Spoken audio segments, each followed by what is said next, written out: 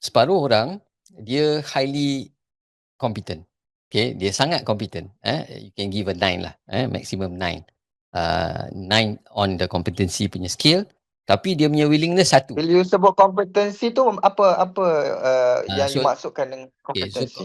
kompetensi tu dia punya skill set lah. Dia punya skill set ataupun dia punya skill set ataupun dia punya education level, the expected competency yang dia ada. So contohnya kalau dia ada diploma, you expect somebody with a diploma to have certain level of competency. Kalau dia ada degree, master's degree, you expect the competency will be higher lah. Oh, Kan? so skill-skill yang berkaitan dengan jawatan yang dipilih ataupun apa latar belakang dia lah. Alright, okay. So the willingness, can you describe more willingness? So, willingness ni pula is the willingness to do something extra. Okay. Willingness to learn new things.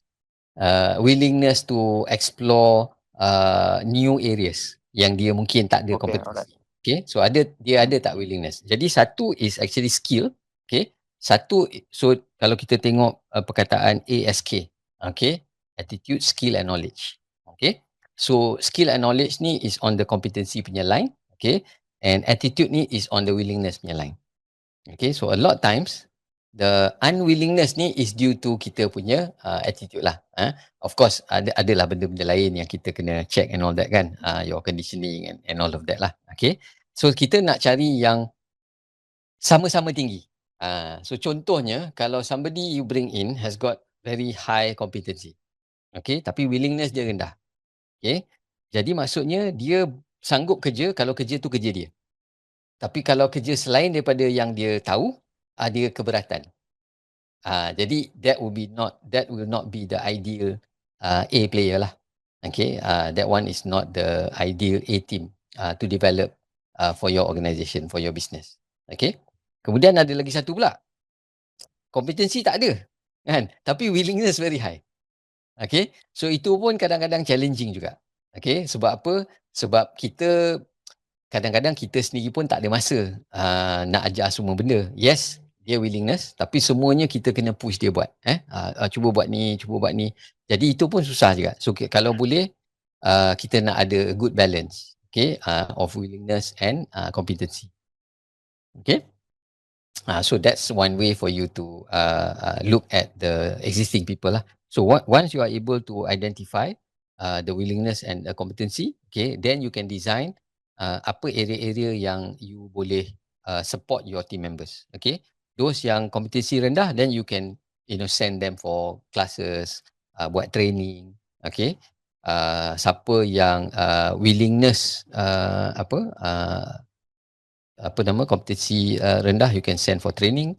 Yang willingness rendah, mungkin you boleh pairkan dia dengan an existing team member yang ada higher willingness, okay, so that dia eventually dia akan tertarik untuk participate dengan kerja-kerja yang selain daripada dia punya main task. Okay, sebab kita kena faham juga bila kita baru dalam business, okay, it's not the ideal situation where you have everything sorted.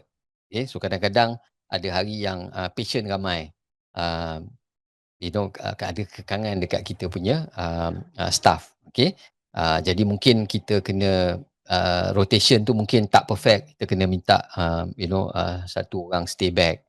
Okay, jadi itu kita kena buat dan kita kena train supaya dia faham. Okay, ada hari willingness dia akan diperlukan lah. Okay, akan diperlukan. Okay, so ada hari-hari yang kita contohnya kalau kita ambil CA ni, dia ingatkan kita kerja kat dalam klinik lah. Tapi ada hari kita nak buat outreach.